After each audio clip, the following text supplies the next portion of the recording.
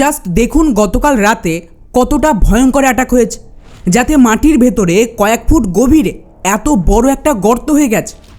এমনকি আরেকটা ফুটেজ দেখে, এখানে তো রাতের অন্ধকারেও দেখুন মনে হচ্ছে যেন দিনের আলো জ্বলে উঠেছে, যা এই হামলা কতটা ব্রুটাল ছিল তার সাফ ইঙ্গিত দিচ্ছে।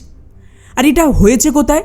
আমাদের পরম মিত্র প্রতিবেশী ভিখারি পাকিস্তান, যেখানে ওদের আর্ম ফোর্সের প্রধান আসিম মুনির গত পরশু ভারতকে কড়া ভাষায় হুমকি দেয় যে আমরা ভারতের ওপরে এমন অ্যাটাক করব যার কোনো লিমিট থাকবে না এবং অত্যন্ত মারাত্মক পরিণতি হবে, যার ব্যথা ভারত কিন্তু সহ্য করতে পারবে না।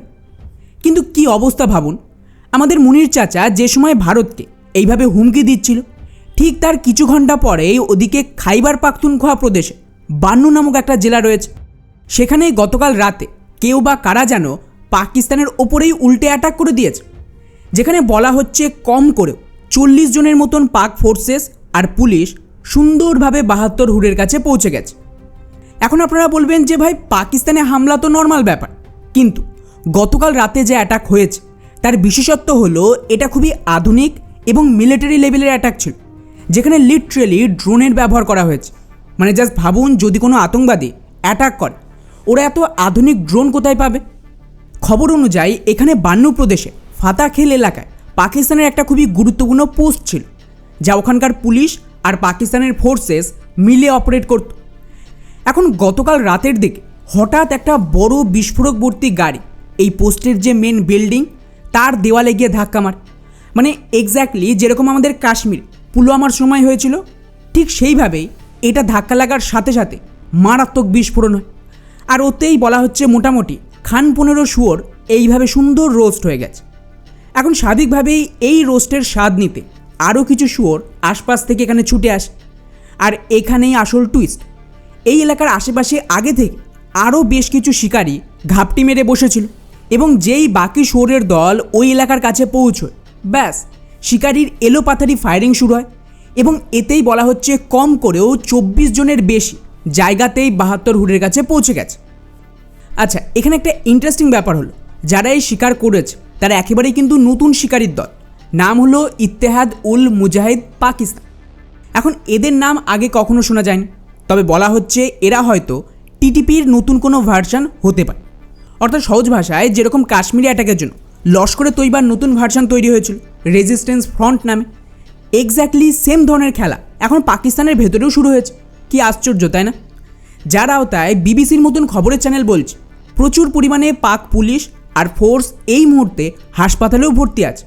আর পরিস্থিতি এতটাই খারাপ যে বান্নুর সমস্ত সরকারি হাসপাতালে এমার্জেন্সি ঘোষণা করা হয়েছে, কারণ এখনও সমস্ত বডি পাওয়া যায়নি, ওদেরও খোঁজ চলছে। তাই ধীরে ধীরে কিন্তু বডি এই সমস্ত হাসপাতালে আসছে। ইন্টারেস্টিং ব্যাপার হলো, এখানে পাকিস্তানের সরকার অ্যাকচুয়াল যে মৃত্যুর নাম্বার সেটা কমিয়ে বললে যে ভিডিও ফুটেজগুলো সামনে আসছে তা কিন্তু নিজেই বলে দিচ্ছে গতকাল রাতে কি হয়েছিল। প্রথমে এই ফুটেজটা দেখুন, এটা কোনোভাবেই আপনাদের পুলিশ ভ্যান মনে হচ্ছে না, এটা পাক আর্মির ভেহিকেল, যা ওরা অ্যান্টি টেরর অপারেশনে ব্যবহার করে। এটার অবস্থা দেখুন, কিচ্ছু বেচেন। এবারে এই ভিডিওটা দেখুন, এখানে আপনারা সাপ দেখতে পাবেন যে অবস্থা কতটা মারাত্মক। এখানে তো জেসিবি এনে সমস্ত ধ্বংসস্তূপকে সরানো হচ্ছে বাকি বডি খোঁজার জন্য।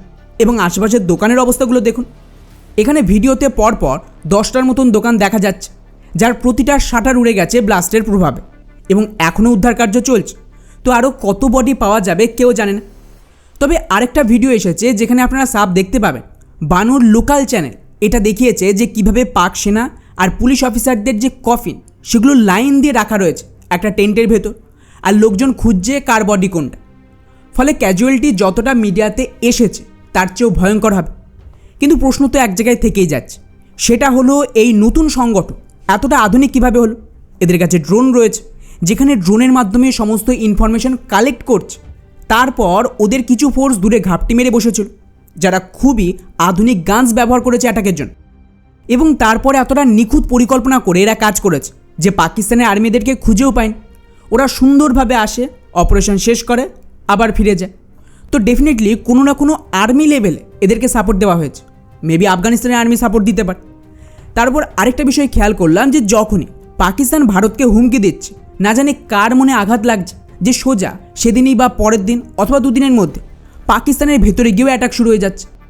ফলে এই মুহূর্তে আমাদের প্রতিবেশী দেশ থেকে এই সমস্ত দেখে একটাই আওয়াজ আসছে,